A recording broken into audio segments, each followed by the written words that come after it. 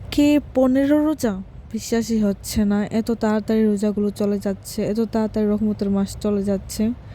বিশ্বাসই হচ্ছে না, আসলে সময় খুব দ্রুত চলে যাচ্ছে যা আমরা টেরই পাচ্ছি না। আসসালামু আলাইকুম এভরিওয়ান, কেমন আছেন সবাই? আশা করি সবাই ভালো আছেন।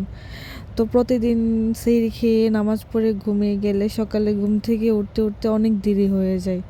তো আজকেও সকালে ঘুম থেকে উঠতে উঠতে প্রায় 8টা, সাড়ে 8টা বেজে গেছে। তো সকালে ঘুম থেকে উঠেই আমার সর্বপ্রথমে চোখ পড়লো এই মাছের ট্যাঙ্কটাই, যেটা প্রচুর ময়লা হয়ে আছে, পাতা পড়ে একেবারে নাজেহাল অবস্থা। তো এই এই ট্যাঙ্কটা আমার দেবর খুব শখ করে এনেছিল মাছ পালার জন্য। কিন্তু প্রথম প্রথম মাছগুলোকে অনেক যত্ন করতো, প্রতিদিন এগুলোকে কেয়ার করতো, একটা ময়লা পড়তেও দিত না। কিন্তু এখন আর এটার প্রতি বেশি মনোযোগ দেয় না। আসলে মানুষের মন আকাশের রং, হঠাৎ করে এগুলোর প্রতি একেবারে অযত্নশীল হয়ে পড়লো। তাই আমি ভাবলাম যে আমি এগুলোকে একটু যত্ন করি, মাঝে মাঝে আমি এগুলোকে খাবার দিই, যত্ন করি। কিন্তু যে এই মাছগুলো এনেছে সে প্রথম প্রথম খুব টেক কেয়ার করতো, বাট এখন এগুলোর প্রতি খেয়ালই দেয় না।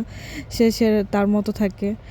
আসলে সব জিনিস এরকমই হয়, তাই না? প্রথম প্রথম খুব টেক কেয়ার, খুব ভালোবাসা থাকে, পরে সবগুলো চলে যায়। আসলে মানুষের ক্ষেত্রেও কিন্তু এরকম হয় যে প্রথম প্রথম খুব ভালোবাসা থাকে কিন্তু পরে আর থাকে না।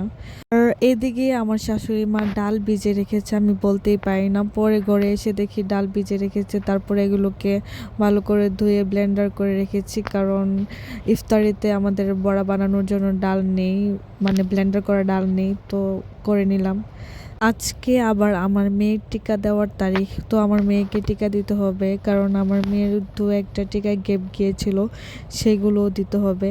তারপর সব কাজটা শেষ করে চলে গেলাম আমার মেয়েকে টিকা দেওয়ার জন্য। মানে যে বাড়িতে টিকা আসে, মানে সরকারি টিকাগুলো যে বাড়িতে আসে ওই বাড়িতে চলে গেলাম আমার শাশুড়ি মাকে নিয়ে। তো ওখানে গিয়ে দেখি অনেকগুলো মানুষ, এত ভিড় বলার বাইরে। আর বাচ্চার কান্না এত খারাপ লাগছে বলার বাইরে। কারণ আজকে আমি প্রথম আসছি আমার মেয়েকে নিয়ে টিকা দেওয়ার জন্য, কারণ প্রথম থেকে আমার শাশুড়ি মাই আমার মেয়েকে টিকা দিয়ে নিয়ে যেত, কিন্তু আমি আসতাম না। এই প্রথম আসলাম, কিন্তু আমার এত খারাপ লাগছে, এত কষ্ট লাগছে। অন্য বাচ্চারা যখন কান্না করছে তখন আমার ভেতরটা ফেটে যাচ্ছে। আমার ইচ্ছা করছে আমার মেয়েকে নিয়ে বাড়িতে চলে যাই, তাকে টিকা দিতে দেব না। তো এখন আমার মেয়ের পালাও এসে গেছে, এই একমাত্র আমার মেয়েকে টিকা দিবে। সবাই দোয়া করবেন আমার মেয়ের জন্য। আজকে এই পর্যন্ত, ওই সবাই ভালো থাকবেন, আল্লাহ হাফেজ।